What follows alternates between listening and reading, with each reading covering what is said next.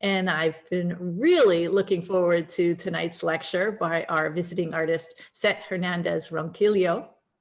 And as always, we are blessed to have Castles join us for a thoughtful introduction to tonight's guest. So Castles, please. And I've been really looking forward. Oh, we got some feedback there. Great, thank you so much, Holly. All right, I'll just jump into this. Set Hernandez Rongkilyo is an undocumented immigrant filmmaker and community organizer whose roots come from Bicol, the Philippines.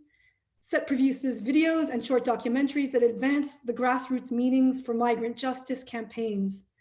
Their work is rooted in the belief that cultural strategies can propel political transformations, and that they do this. To do this, you need to incorporate directly impacted peoples and must embrace the empowerment to tell their own stories authentically.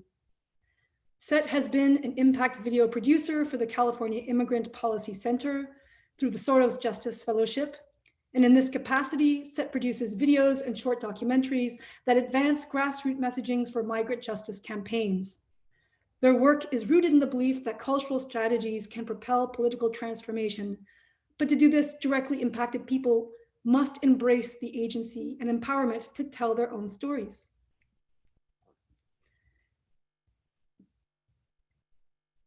Set was the assistant editor and impact producer for PJ Raval's award-winning documentary called Hernandez, which premiered in 2018 at the Tribeca Film Festival in New York City.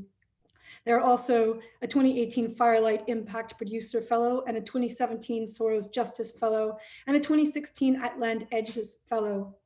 PJ Raval was my connection to Set. PJ vehemently suggested that Rafa and I reach out to Set when we explained our longing for In Plain Sight to have real impact. PJ assured us that Set was the person to meet. And so we met pre-COVID in a tiny immigrant-run coffee shop downtown and explained our intention and what we wanted to do. Set was instrumental alongside Becky Lichtenfeld and Lena Srivastava in helping us make a work that was not about immigration, but which brought attention to the incredible organizers who were already working in the field and doing the work so very well, so very long. Set guided us in their expertise, a field of practice that centers the work of artists, storytellers, media makers, and cultural influencers as agents of social change. And through our work together, Set diligently showed us how policy, how advocacy and cultural expression and community organizing can work together in a multi-pronged strategy. And one that takes patience and time, and that was crucial to teaching us that. And through their work with IPS, they assembled a group of 17 grassroots organizations who had not yet had the chance to share space until Set themselves created it.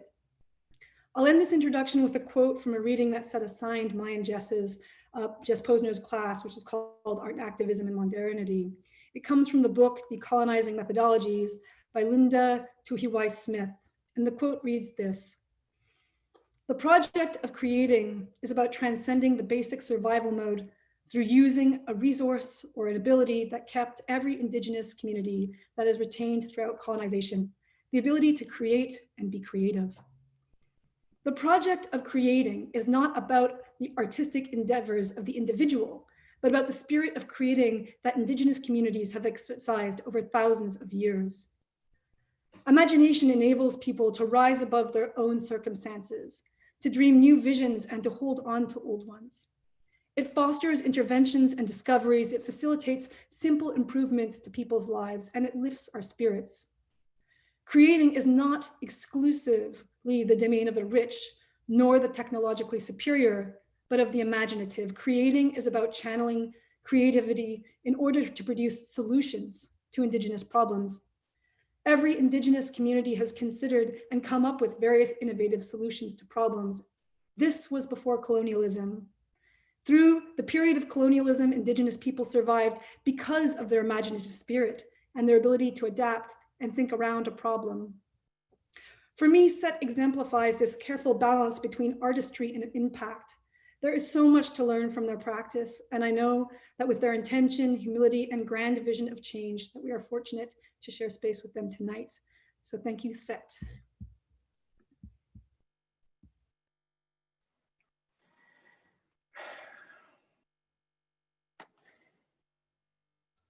If I were to be me authentically, I wonder if you'd still love me. If you were to see the truth behind my story, would you still willingly embrace my reality? I used to think I wasn't worthy of being loved in my totality. Shame became the enemy, convincing me I'm eternally guilty. But I deserve a life, not a lifelong penalty. After all, my truth is too beautiful to bury. I'll never know what it feels like to be truly happy if the love I take is never rooted in honesty. So I'll no longer say sorry for wanting to be free. These lies are too heavy for my heart to carry. From here on, I'll embrace my truth with no apology. I hope you'd be ready to love me unconditionally.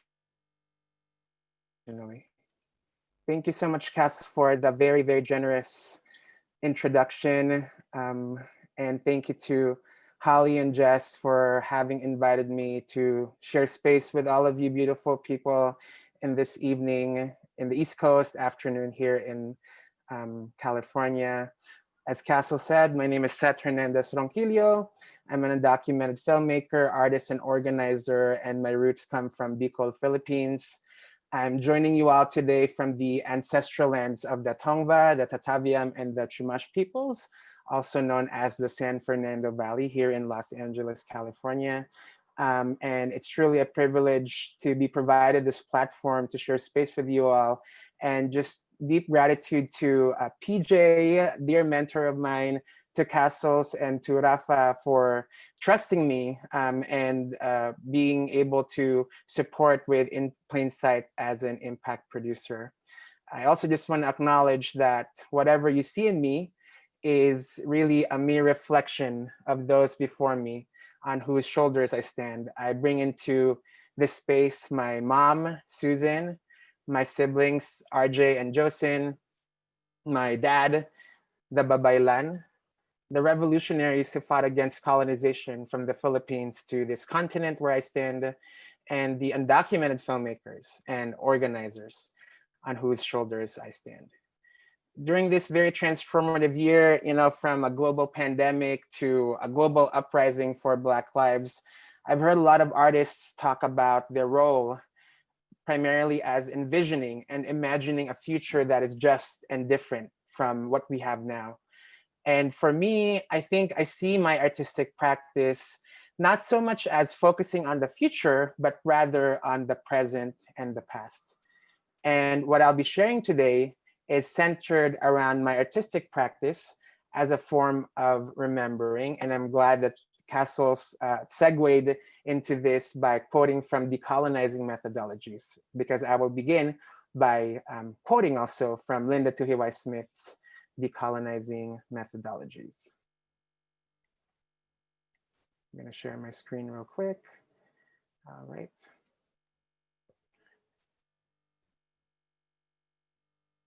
Linda Tuhiwai Smith writes, "The remembering of a people relates not so much to the remembering of a golden past, but more specifically to the remembering of a painful past, and importantly, people's responses to that pain."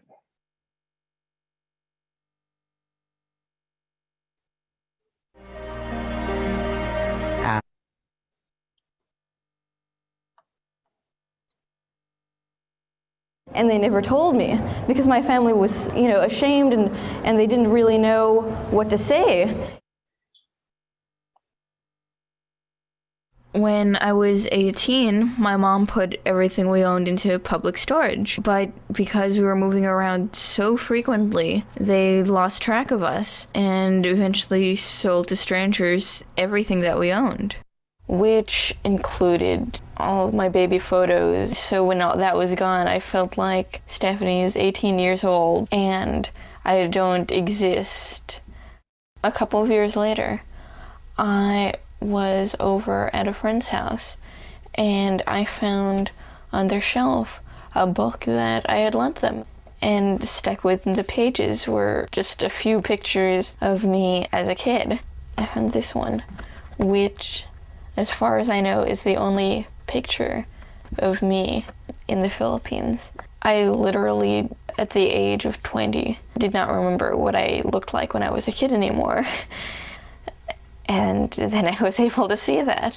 This one, it's me posing in front of somebody's Mercedes-Benz. You know, my dad said, go stand next to that car. Oh my God, it's a Mercedes-Benz. There are millionaires everywhere. Put your face right next to the hood ornament. I'm in America because disco died. It took until 1989 for disco to finally die in the Philippines. My dad's job was installing and maintaining the sound systems for all of the discos in Manila. He said, you know, I can't support us. We're gonna try to move and I'm gonna find work. I started talking to my mom and I said, oh wow, this is really exciting, you know. My 18th birthday, I'm gonna be, you know, a legal adult. I never did get around to getting a driver's license. I should do that.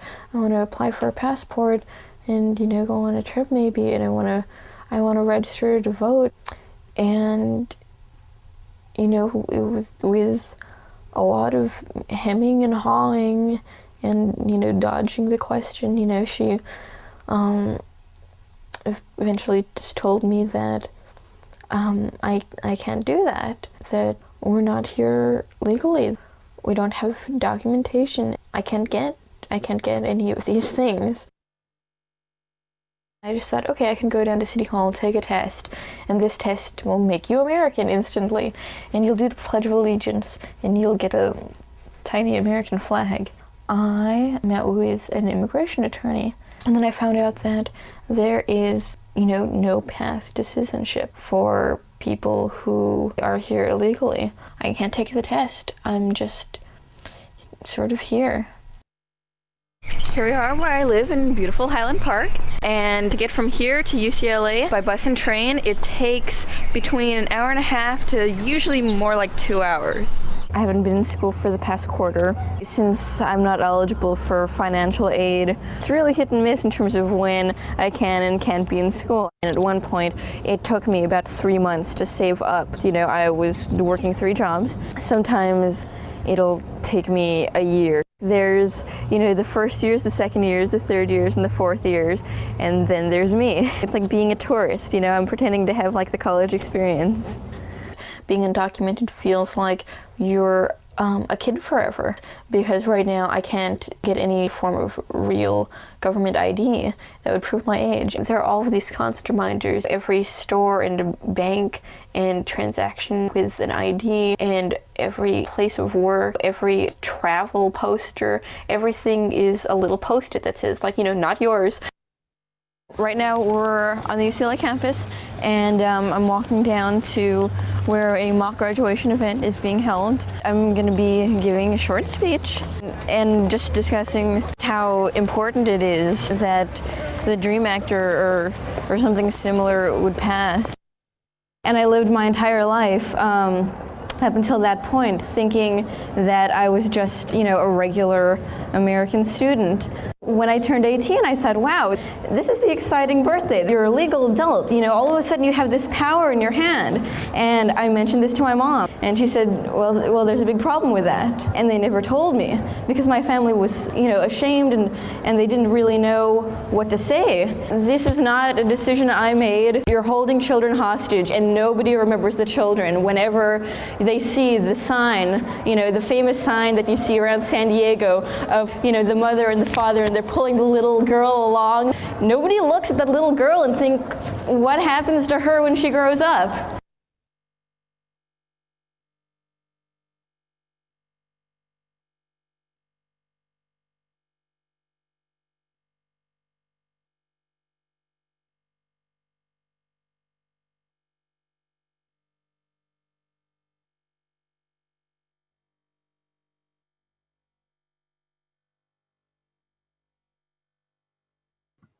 Seth, I'm not sure your mic is on.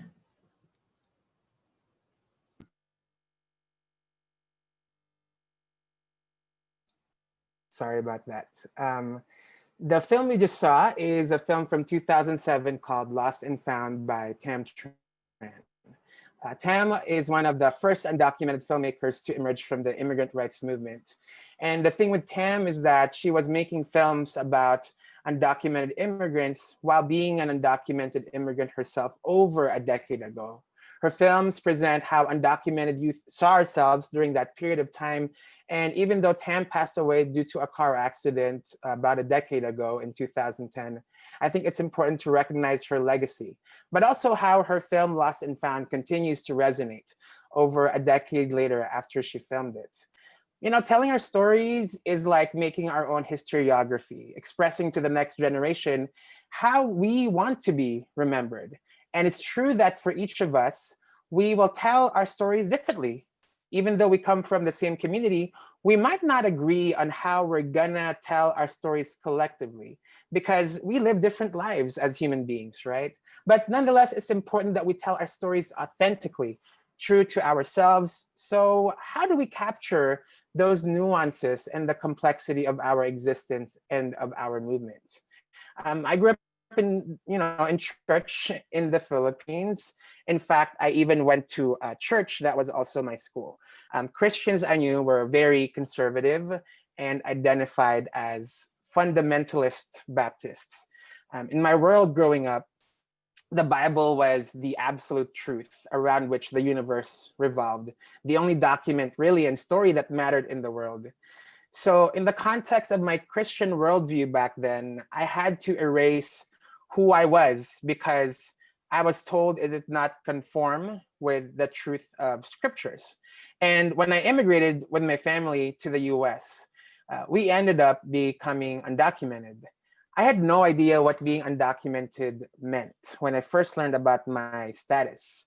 Even though it was 2009, I felt so alone because I thought that I was the only undocumented person in the entire universe. No one in my San Fernando Valley community knew what it meant to be undocumented. And when I first got involved in organizing, the immigrant youth movement was fighting for the Federal Dream Act in 2010 when I was 18. We were organizing in ways that undocumented people have not done before. To say that we were undocumented and unafraid was a revolutionary act. And we used catchy names, like dreamers, to refer to ourselves. It resonated with mainstream American ideology, this idea of the American dream, how mainstream media has kind of, de-radicalized, Martin Luther King and the I Have a Dream speech. We had the messaging that conformed to this ideology and even had these catchy get-ups, with caps and gowns, as you can see in this slide. We appeal to the moral sense of the American public by saying that we deserve citizenship because we're young people who are hardworking students. But just because we're organizing and providing space for a new wave of immigrant youth organizing, it didn't necessarily mean that we had the best politics or even the best consciousness for the work we were doing. And it felt like the mainstream media took this rhetoric to the next level, appropriating our narrative, sensationalizing our struggle. Our narrative as an undocumented community then got reduced into anonymous caps and gowns and diplomas and aspirations for the myth of the American dream. Never again shall a single story be told as though it were the only one. This is a quote from John Berger on his book, G. For years, the narrative of undocumented immigrants has been shown through the lens of college students, valedictorians, so-called dreamers, and these days, DACA recipients. And even to this day, it almost feels like this is the single story that's often highlighted from our community. There's an estimated 11 plus million people in this country who are undocumented, which means that there's also 11 plus million unique stories in our community. Our lives that are complicated have been simplified into sound bites so that it's digestible for consumption for mainstream campaigns, if you even want to consider that as part of storytelling. Some of us may have been students, but being a student is not the only extent of our stories. We're artists, we're workers, we're home care workers, organizers, social justice fighters. But more importantly, we're just people at the end of the day who are complicated, who are imperfect, who make mistakes and morally ambiguous decisions, just like everyone else, you know? And just like everyone else, we also deserve a second chance when we make these mistakes and learn from these mistakes. You know, we're people that are just trying to survive, and in the process of doing so, also trying to thrive.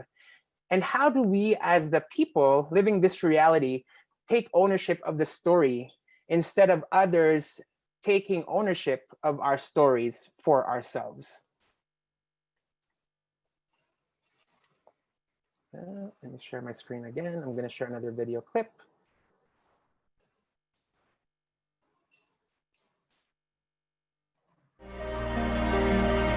I'm undocumented and unafraid, transgender, queer, and unashamed. And a lot of my work and my life intersects around my identity, my politics, and as far as policy, community organizing, around the intersection of immigrant rights, transgender, gender equality-based issues, that has been challenging to integrate within Health for All as well. And got this little truck of like healthcare is a human right, which speaks to our work. Just a reminder. This was given to me as a gift from a friend. I like how it is a circle and it represents community being able to hold space for each other. I began organizing as an immigrant youth, and in that work elevated stories and conversations around immigrant youth. Some of the mistakes that I know I made was not bringing in our elder story. Often we look at these intersectionalities as a distraction from the larger issue. This conversation around wellness isn't just about policy. It's about being able to have tangible change in these different forms. Ito yung pinaka-last na family picture ko. Picture ito ng isa kong apo. Yung pangalawa kong apo, wala pa akong picture noon. So ayan siya. Ito ang mini altar ko.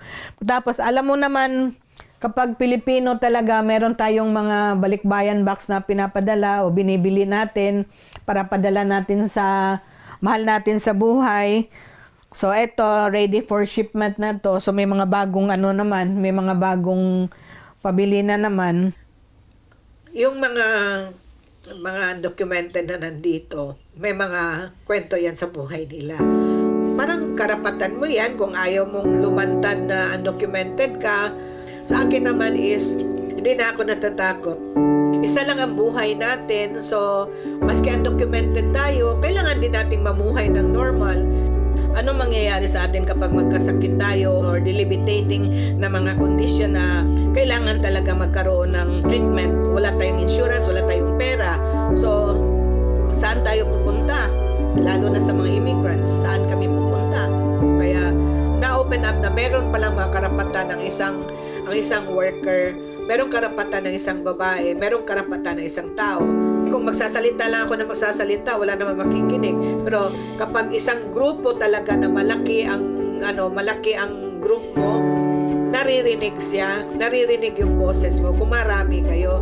So, iniisip ko talaga na isulong talaga yung magkaroon ng, health insurance para sa lahat ng tao. Hindi lang para sa mga undocumented, lalo na sa mga seniors.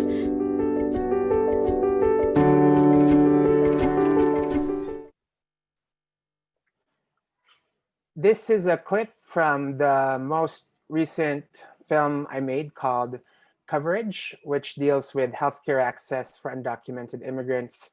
And I think it's so powerful to hear from undocumented leaders themselves, like Hector, the first protagonist that you saw, who's the person on the left in this image, and Emma, the person wearing scrubs on the right. And hearing from them about the challenges they faced, but more importantly, to see them exude resistance and resilience beyond the trauma porn that undocumented folks are often portrayed with. But actually, the first film that I ever made was actually about my own family. And I remember somebody asked me, what's so important about your family that you'd want to make a film about them? And I feel like that's the question we're often asked, not just by others, but even ourselves. Sometimes I wonder if my story matters enough that I should tell it. I think especially when I was younger, I was in this framing of thought. I feel like in the immigrant rights work I've been doing, especially, our stories have to be extremely devastating or extremely exceptional to matter to the gaze of mainstream media. That we have to make people cry or make people feel super, super, super inspired, if our stories were to matter. It's true that we undocumented immigrants, can feel fearful sometimes and disheartened. We get sad. But more than that, we also, feel laughter. We think about hope. And we think about community and having each other. And the fact that we have each other, I think, is a powerful motivation for us to really tell our stories. As I'm reminded by this quote, that I saw a few years ago from Malala Yousafzai, when she said, "I tell my story not because it's unique, but because it is not."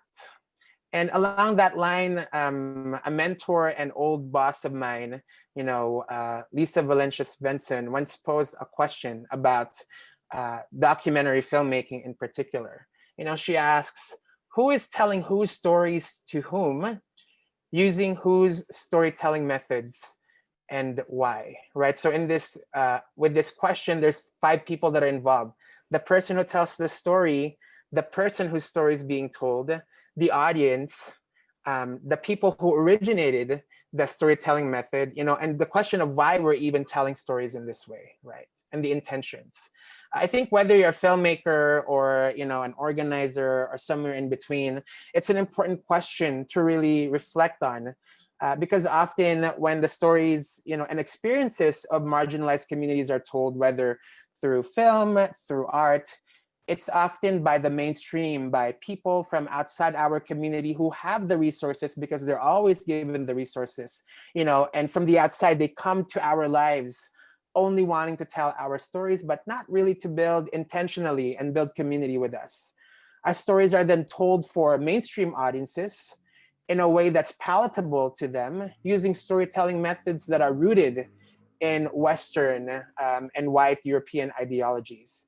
And I don't want to discount the importance of reaching mainstream audiences, especially in a year like this, or in with the political nature of this country. I think it is important to reach this idea of the movable middle and how we can engage them into action and build allyship and solidarity with them.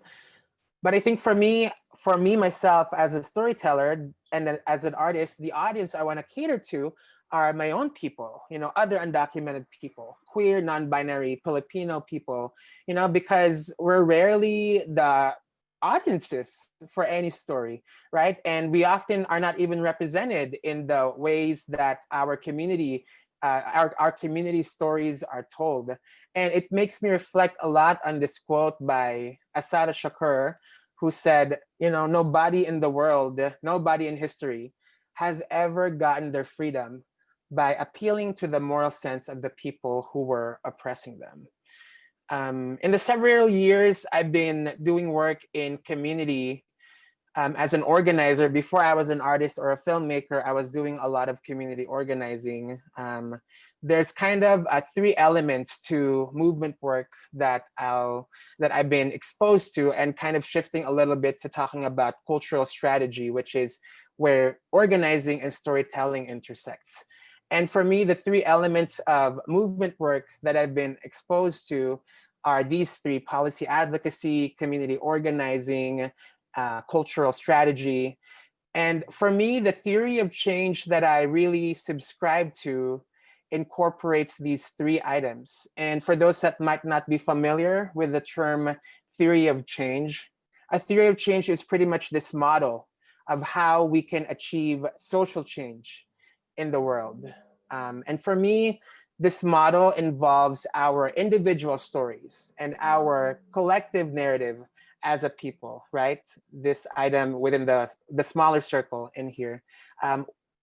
Having them put together as part of a bigger cultural strategy and connecting the dots between one story and another and seeing the patterns in how they are related to each other. And now if we use culture effectively through the stories we tell, we can inspire people from our community, because when people feel something from a story, they feel agitated, and that's how we're able to mobilize and organize them so that we can push for policy change, electoral change, or whatever type of change you have in mind that would really help us and lead us to bigger social transformation that goes beyond the scope of politics and has real concrete impact in the lives of our community. And now this theory of change is not something that I just came up with. It's inspired by all the learnings I've had from the book, The New Jim Crow by Michelle Alexander, to artists like Fabiana Rodriguez.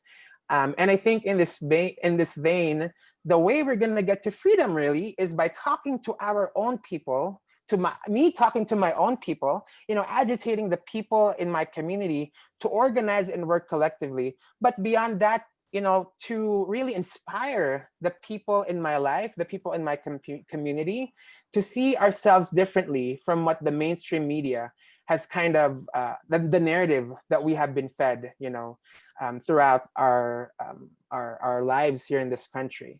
And I think social media, scrapbooks, family photos, I think they're kind of the ways that our communities or my community has developed, so that we have our own way of telling our own stories for ourselves. We're curating and shaping how others sees us and how we see ourselves when we look back to those posts or to those photo albums. If you look at your social media, I'm curious, how are you telling your own story, right? If you look at my Facebook, especially, for example, most of my pictures are pictures of me with my family members and friends, or childhood photos that I'm trying to reshare, like these ones with my siblings. In organizing work, we're often asked to tell our stories to effect policy change, right? To quote unquote, put a human face to issues at hand. And in the immigrant rights movement, this was especially important tactic for us. And I think all of this is valid and important. But for me, I feel like policy and changing policy and organizing shouldn't be the only reason to tell the story of my community and to tell my own story. And what I'm trying to say is that that's part of the picture, but that's not the entire picture. I feel that I should be able to tell my story just because I exist and my story is valid. It doesn't have to be connected to some grand purpose, because if we fall into the trap of thinking that only stories that call to action matter, I feel like we're missing the fuller picture. One of the greatest documentarians I know is the person who took these pictures, which is my own mom. Why do I say that? My mom has a knack for making these photo albums of me and my siblings when we were young, But did my mom document our stories, our moments as children? Because someday she wants to use the photo albums as a call to action for immigrant rights. She wants to use these photo albums and go to a legislator's office and let them know, hey, pass immigration reform. That is not the reason why my mom took these photos, right? When you post in Instagram about what you had for lunch today, do you always attach a call to action about food justice at the end of that post? It might be nice, but you don't have to do it, right? Our families don't make photo albums with the goal of changing policy. We do it just because we want to remember, so that someday we can look back and show others how we did. And I think that is totally valid also.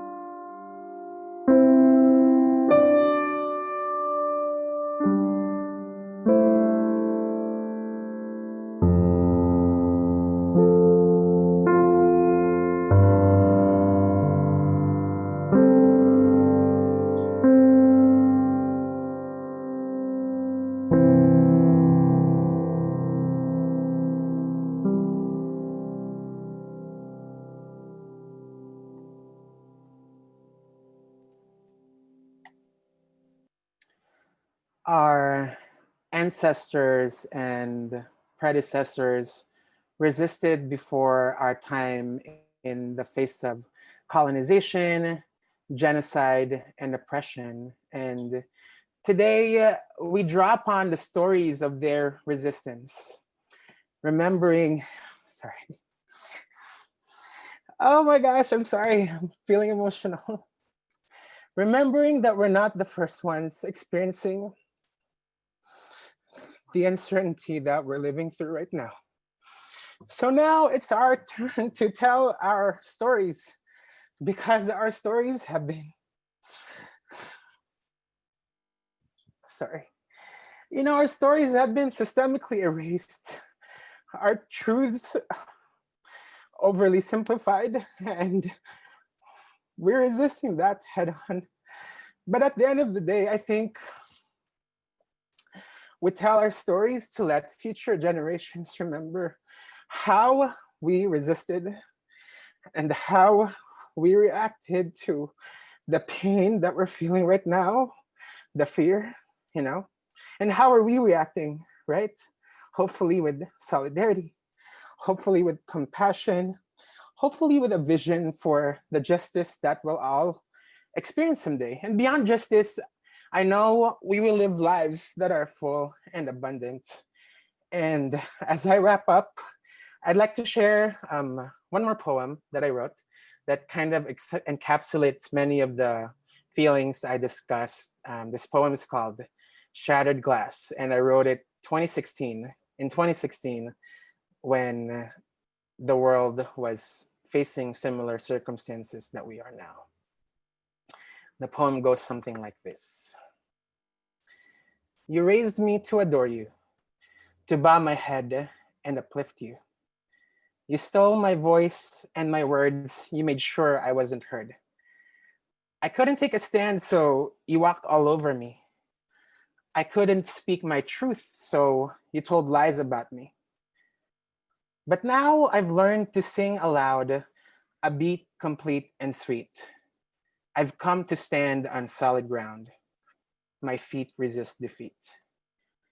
You left me shattered, you left me broken, but my strength remains unshaken. You left me falling, you left me dying, but my spirit keeps resisting.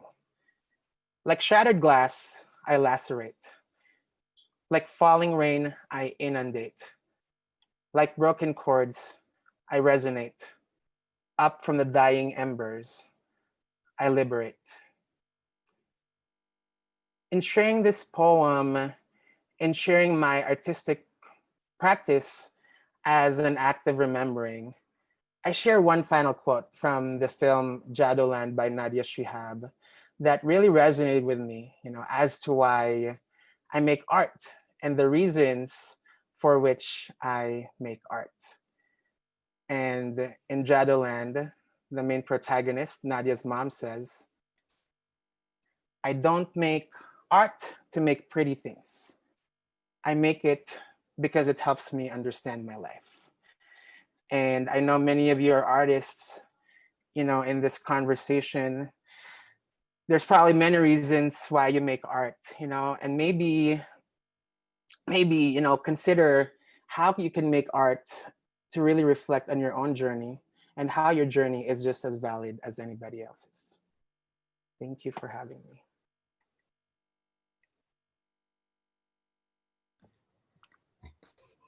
Thank you so much, Seth. Thank you so much for that heartfelt, beautiful journey into your practice, your thoughts, and for just, being as incredibly strong and forward thinking and laying it out there, but also having so much vulnerability and tenderness and transparency in the process. It is your power, it is your power, and it's something I've learned a lot from working with you. So thank you so much for that beautiful lecture, and thank you for letting us learn from you and see your art and the ways in which you intersect organizing and policy and advocacy.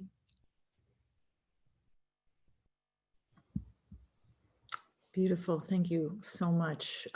We have many people that are going to be asking lots of questions in a moment. So I'm going to ask the students to start putting their questions in the chat, and then I'll go through and try to sort through them. While we're waiting for those to load, I do have a question that usually comes up from the students. You know, here they are, many of them in this class are undergrads. Their first sort of experience in living among artists and learning about art at this level. Can you talk about your personal experience of, if you can remember back to when you were 18, and how you decided, or what format your creative practice began with, and how it got to where you are now? Yes. Oh, sorry, there's a pop-up. I'll unmute myself. Okay. I just want to say thank you, Castles, for the generous words as always. And thank you, Holly, for that question. I know you prepped me for this question, but I'm forgetting what I was going to say. I think for me, a lot of it comes from the fact that when I first learned that I was undocumented, you know, like the stories that were represented about my community was not my family's experience, you know. Often it was the story, like I said, of students, you know. In my family, I was the first one to go to college. My older sibling didn't have as easy of an access to that privilege. So my mom's story was never reflected, you know. And for me, part of the reason why I wanted to tell stories, you know, kind of like alluding to Toni Morrison, who said, if there's a book that you want to read, but it's not out there, write it, you know. That's not verbatim what she said, but it's along those lines. And I think for me, to this day, there's no way that undocumented stories like mine are told, you know, and there's no ways in which people like me are the audience for stories about undocumented people, you know, about migrants, you know, even Filipinos. You know, I watch a Filipino film, I don't always connect with everything in it, because my experience as a Filipino of the diaspora, and also a Filipino person who's undocumented, are not reflected, you know. So I feel like the Philippines, the US, no one understands me, you know. So I think from that longing kind of comes this desire of wanting to tell my story. And I also want to share that, you know, as an undocumented filmmaker with my background in organizing, I've also been part of co-founding the Undocumented Filmmakers Collective, along with Rahi Hassan, incredible thinker, leader based in Durham, North Carolina. You know, and with the Undocumented Filmmakers Collective, we're building upon the legacy of decades of storytelling by undocumented filmmakers like Tam Tren, you know, Julio Salgado, who was a lecturer in this series a few weeks ago, you know, with his platform, along with Jesus Iniguez, Dreamers Adrift, you know, with Nancy Mesa and Documedia, you know, Miko Reveresa, Luna Exmoya, you know, Marcos Nieves, Will Prada with Undeportables. I'm standing on the shoulders of so many people before me, and I'm following their footsteps, you know, and because of them, I have a sense that even though I'm undocumented, that cannot limit me from, you know, thriving, you know. I think from the inspiration that I got from them, and from the desire that, you know, I want to be able to see myself, my story reflected somewhere, I think those intentions are kind of what morphed into the journey where I am now. But I also should say, you know, it's unfortunately very difficult, especially as a person of color and as an undocumented immigrant. You know, part of the reason that there's so much content that's not produced by undocumented people about undocumented experiences is because there's always this restriction around, you have to be a citizen or a resident to apply for resources, you know. And actually, many institutions have found ways to work around that, you know, but in the film industry in particular, it seems to be continually slow around that issue. So I think especially for women and women of color, the journey is going to be difficult. But I think what's important is to recognize that as artists, we're also workers. And as workers, we have to organize. And just in general, as people in a world that's so unjust, I think it's important to think of ourselves as part of a bigger system that's fighting for injustice. And how can we come into that space with a sense that I also have a stake in this, right? How can we make sure that in our journey as artists, young artists, not your journey, because I'm not young anymore. I'm not as young, at least. I'm almost 30. I want to be 30 though, TBH. Sorry, that was a random aside. But I think as a person, who's navigating this journey, remember that you're not alone, and remember that you gotta lean into each other. The U.S. and Western capitalist models always, kind of uses the framing of individualism, and I think what's important to recognize is we don't need to carry all the weight ourselves. Let's lean into each other. Find your people, and lean into them. When you need help, don't be afraid to ask for help, because I think when we're siloed and suffer in silence, that doesn't help anyone, especially yourself. So I think that's kind of the learnings that I've had in navigating my journey. Great, great. How do you think your work affects the film world? And how do you think it demands for influences progressive representation for undocumented people? Yeah, I think for me, I'm not so much interested in representation, actually. What I'm interested in is equity and abundance. And what I mean is that we can have undocumented people in front of the screen. We can have undocumented stories represented, when we watch things. But behind the scenes, we can continually be excluded, and you have representation, but stories that are not coming from our community are the ones that are not being represented, authentically, right? And I think, I'm with the work that we're doing in the Undocumented Filmmakers Collective, we're also in coalition with other BIPOC filmmakers. There are spaces like Next Doc, which supports young documentary filmmakers of color, with Bhavin Shuchak, and there's folks like Firelight Media based in Harlem, New York, that really centers the documentary work of filmmakers of color. So kind of going back to what I was saying earlier, we're not the first ones and we're not alone. So how can we lean into each other? And the way that I think my work kind of punches through what exists right now is my aspiration is to continue to create, but also to build with others so that we can shift the way that this industry currently exists. I think also, there's this conversation around decolonizing documentaries. We recognize that documentary and even the filmmaking industry is rooted in Western modalities, in capitalistic industrial, frameworks, and when they talk about show business, right? Film as a business, and how can we think about film as art? And we recognize that we live in a capitalist society at the moment. But part of it, I think why artists are important, like I said, my work is more about the present and the past.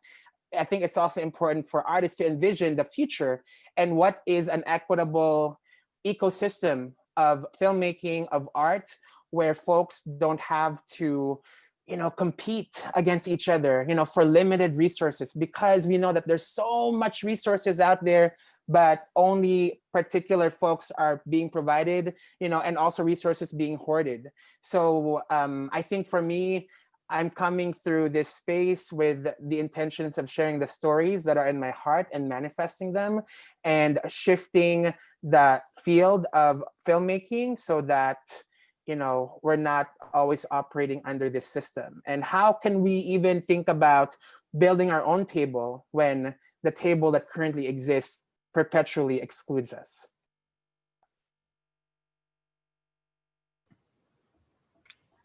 Yeah, that was a beautiful response to that. Thank you so much.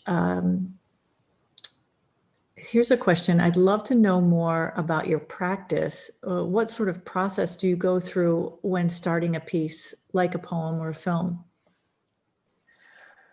Thank you, Holly, for the questions. Also, usually in in-person events, when I'm in when I'm in conversation with folks, I usually like have someone share their name, you know, and like I just want to make sure that you, like, whoever is asking questions, please know that I like want to validate you know, like you're not just like a person that's pixels away from me. I hope you know that I'm sending love to all the people that have asked questions so far.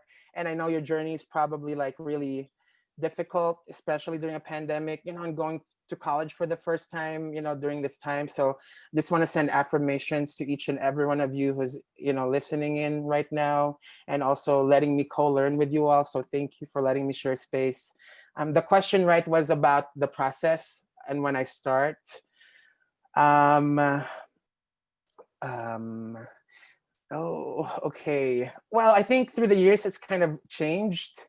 And in the past, when I was younger, it was more like just trial and error, you know. Uh, I just want to make something so that I can learn from that experience, you know. And I think it's okay. I think, you know, we also have to be gracious to ourselves as artists, that everything that we make doesn't have to be a masterpiece, you know. Actually, let me rephrase that. Everything that you make is a masterpiece to you, you know, because even though like the bigger society might not consider it as a masterpiece, I feel like I learned from that experience, and that experience of creating alone, I feel like is so transformative already, you know. So if others don't validate, you know, the work that you're doing, like, you know, then screw them, you know, like own like what you do, and like be confident, you know, that what you're doing is part of your growth and your journey as an artist. So I think when I first started,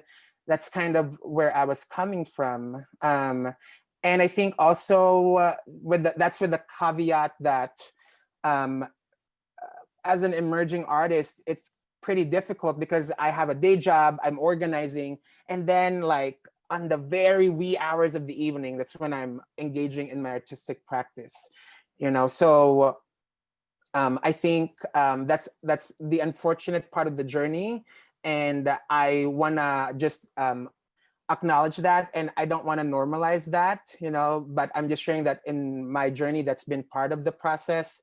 That, you know, sometimes it's like really after everything else.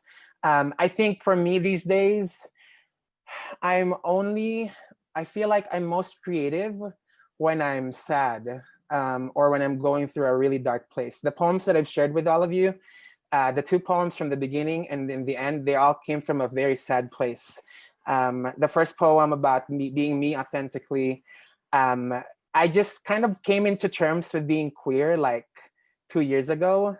You know, when I met PJ, actually, PJ was like the mentor that like made me realize, oh my gosh, I'm queer and that's okay, you know, because of his film Call Her Ganda and working with him on that.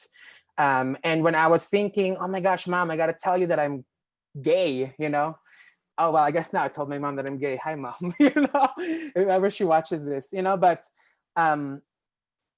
I wrote that poem as a way to communicate that to her.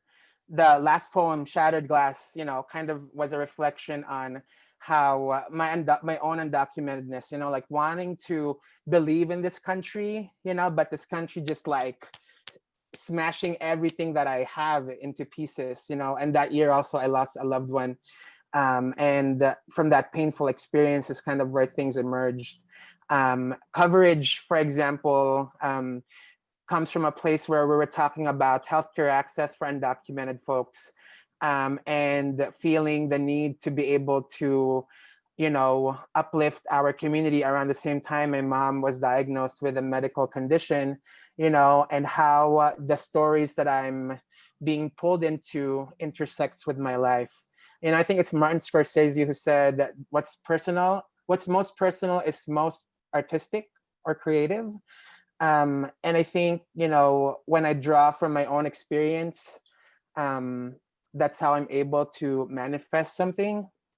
And I think the added benefit of that is because the stories of my community and my story is not in many places.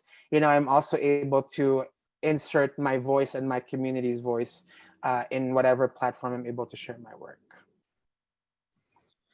Right. There's this idea that by making something universal, we're going to reach more people, whereas it doesn't actually work like that. You have to make it super personal in order You to. say it, Holly. Yes.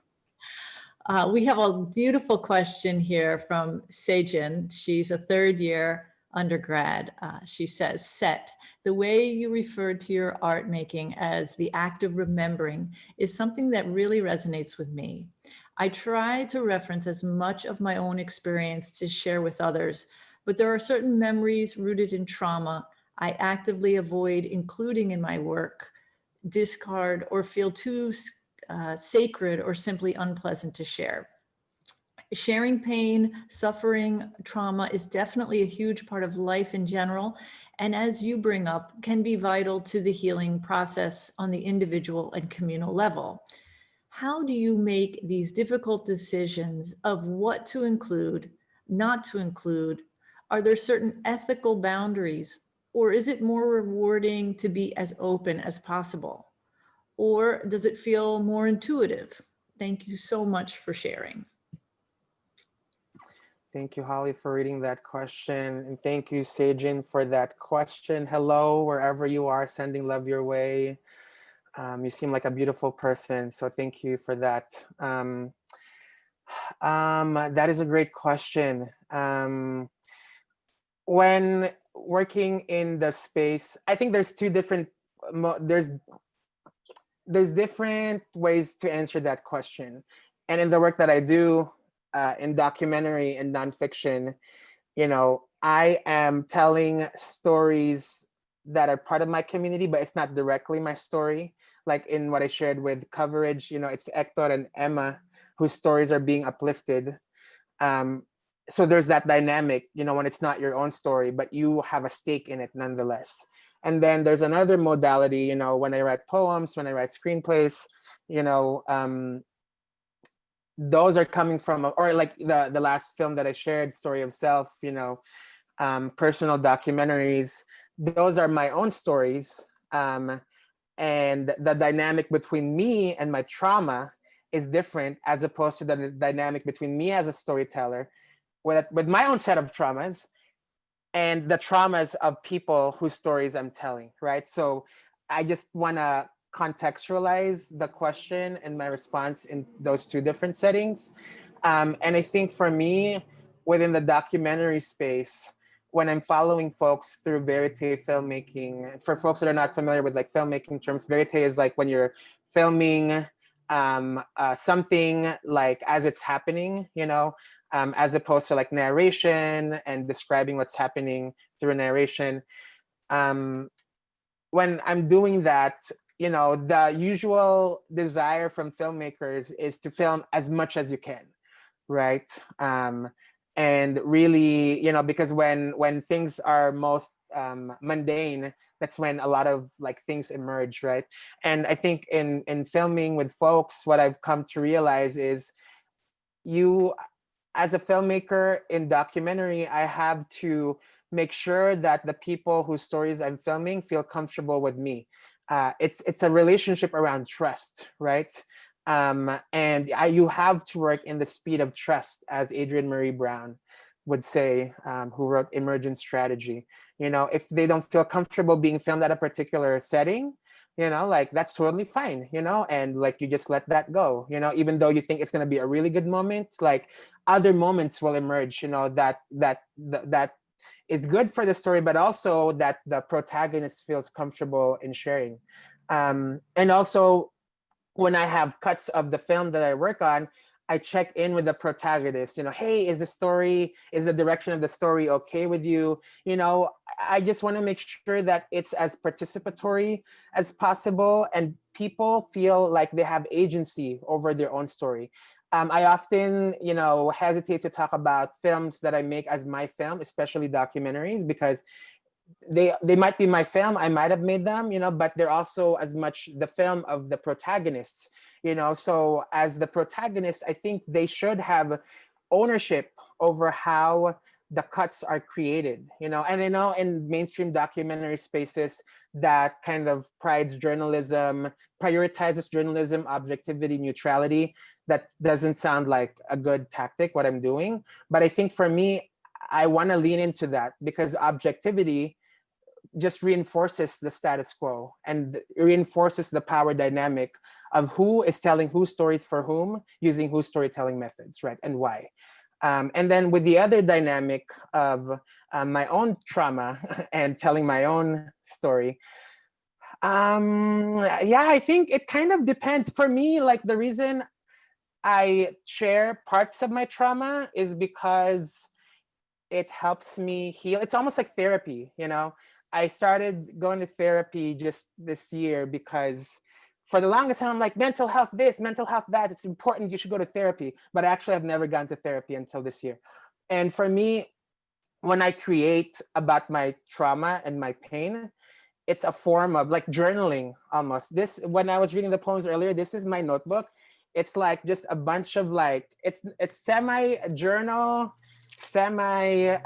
like poetry being written halfway through, and I think for me, it helps me process what I'm going through. And in that process, I get a little bit closer to healing, because it's like me talking to myself. And I think also, when I watch a movie or when I listen to a song that really captures what I feel, it's so cathartic, right? So when I manifest something, whether it's a poem or a screenplay or a video, that really captures what I'm feeling, I just get this sense of relief and catharsis. Like, wow, I'm understanding what I'm feeling. I have a way to communicate what I'm feeling. And I feel like it's so healing when that happens for me, but for every trauma that I have, I can't do that, but I think it's also like guarding your heart, to what you're ready to talk about with yourself. I hope that answered your question, Sejin. Yeah, she also wants to know where you got your shirt. Yes, this shirt is from Asian Prisoner Support Committee, and also 18 Million Rising. They had a campaign, to support Southeast Asian community members who have been deported, and getting them back to their families here in the U.S. Right to Return. That's what the campaign is called. Just uplifting Asian Pacific Islander, particularly Southeast Asian community members, who are often overlooked in the conversation around immigrant detention and deportation. So I think it was like limited edition, but once it's available again, I'll keep you posted. So please feel free to share my contact info with your students. Cool. Thank you. A few people want to know about the public's response to your work and any time that you feel that there's been attempted to silence you. Oh gosh, I wish I was that important to like, be silenced, I guess. But also, no, I haven't had that kind of dynamic. Actually, I think if anything, it looks differently for me because having been, before I was a filmmaker, I was doing a lot of communications work, and often in nonprofit communications, especially in immigrant justice space, it often feels like my purpose is to pimp my community's story out to the New York Times, to LA Times, whatever have you, so that more people gets eyes on the stories of the people in my community. And sometimes I feel like when I tell my story that's authentic to me, actually sometimes I feel like immigrant rights spaces are like, no, that's not good messaging, it's not helping anyone for you to share that. For example, I think one of the stories that I really want to share is undocumented people that are bad, And that what I'm trying to get at is, there are these stereotypes of undocumented people being criminals, whatever have you, but I think the way the rhetoric response has come about is that, okay, no undocumented person is a criminal. No undocumented person is bad.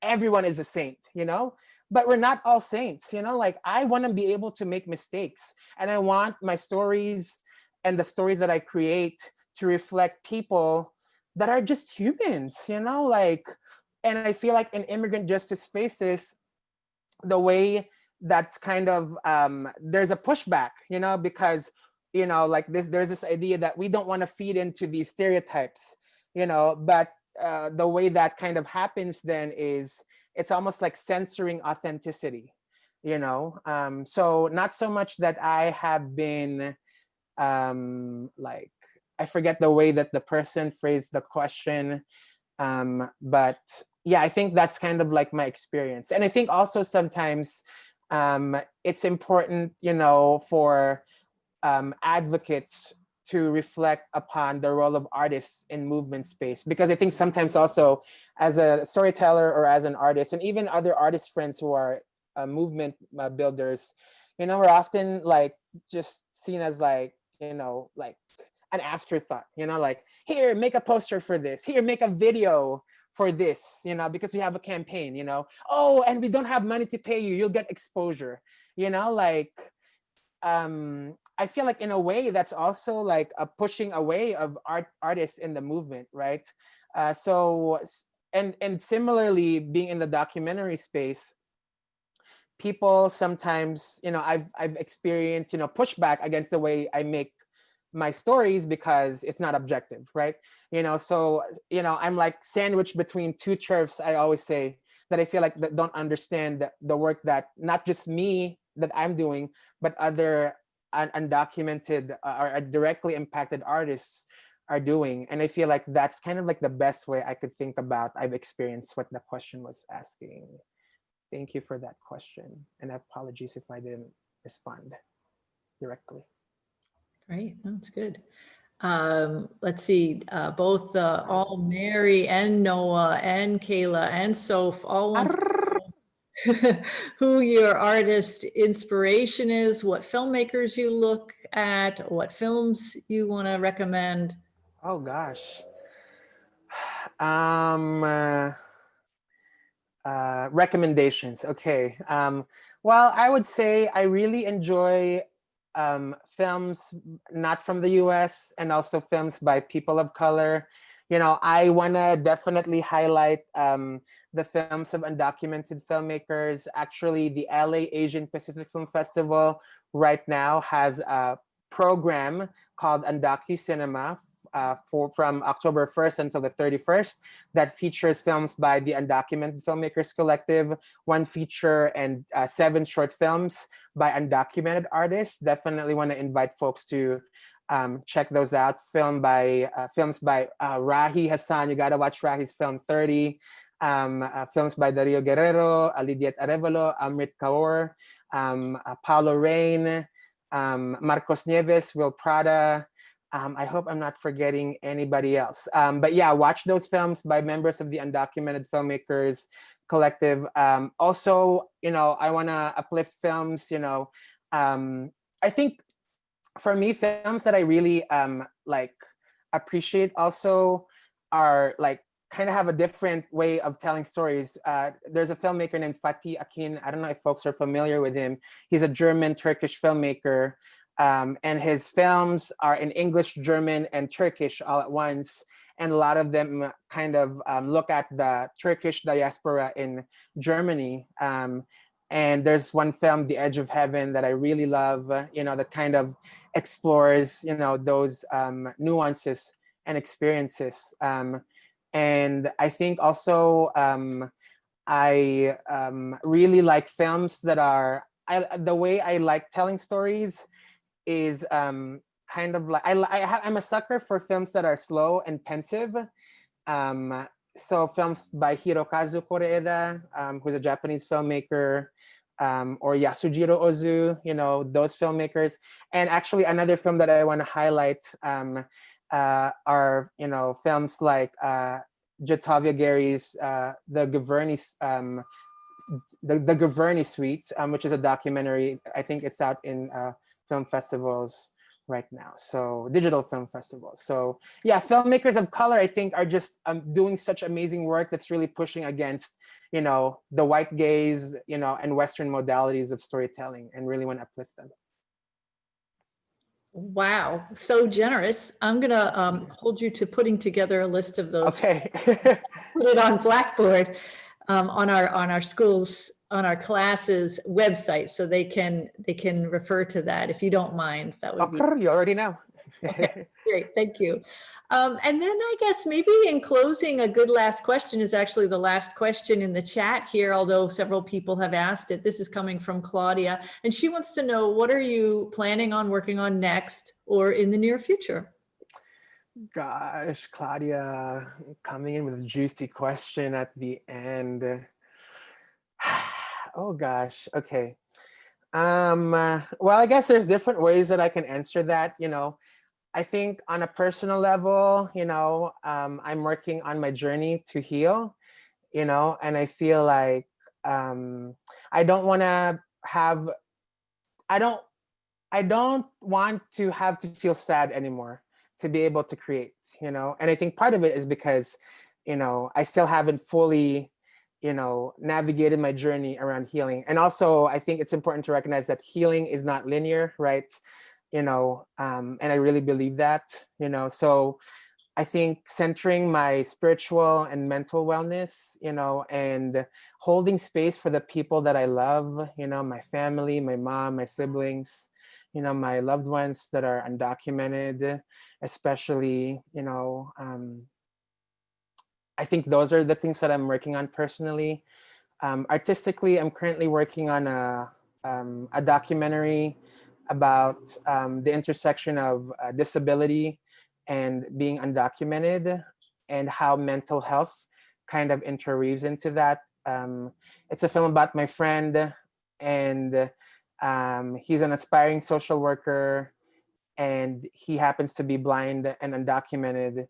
And the way we're telling the story is we want to prioritize people that are like my friend, blind, to be able to watch the film. And how can you watch something so visual, right? And making sure that the film is as accessible as possible. So the way we're constructing the film is as an audio film, where sighted viewers can really experience the film by leaning into what they're hearing as opposed to what they're seeing, so that they can experience the film in the same way as a person that is blind would be watching. And then the last thing that I'm kind of working on is I've been working on a TV pilot. I was part of a fellowship called the Disruptors Fellowship by the Center for Cultural Power.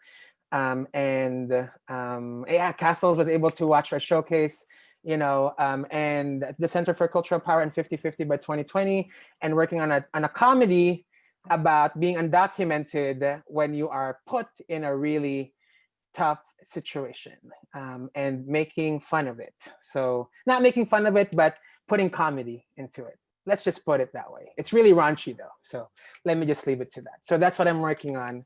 And also, last thing, working with the Undocumented Filmmakers Collective. If you are an undocumented filmmaker, or if you know someone who is a filmmaker that happens to be undocumented, please know that we are here for them, and we want to build community with you. You can follow us on Instagram. Undocu Filmmakers Collective is our Instagram handle, and we'd love to be able to make sure that you feel supported in your journey. And thank you, Holly, Jess, Castles, for inviting me. And thank you to the students. Like, y'all are so brilliant. I just want to hug you all. So thank you so much for having me.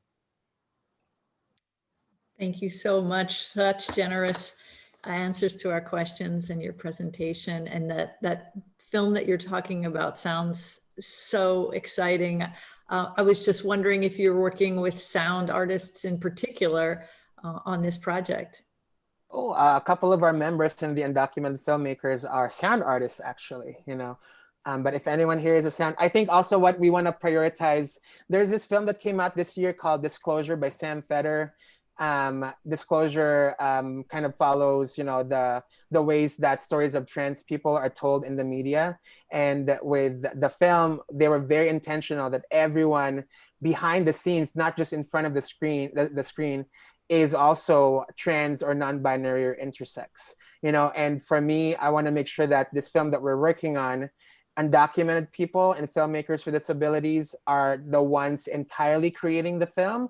So if you happen to share these identities with us and are a sound artist, please hit me up. Great. Thank you. Thank you, Seth. Final round of applause. Much love to you. Thank you. Have a great night, everyone. Have a good night. Thanks, everyone. Salamat. Hugs. Kita kits. Bye.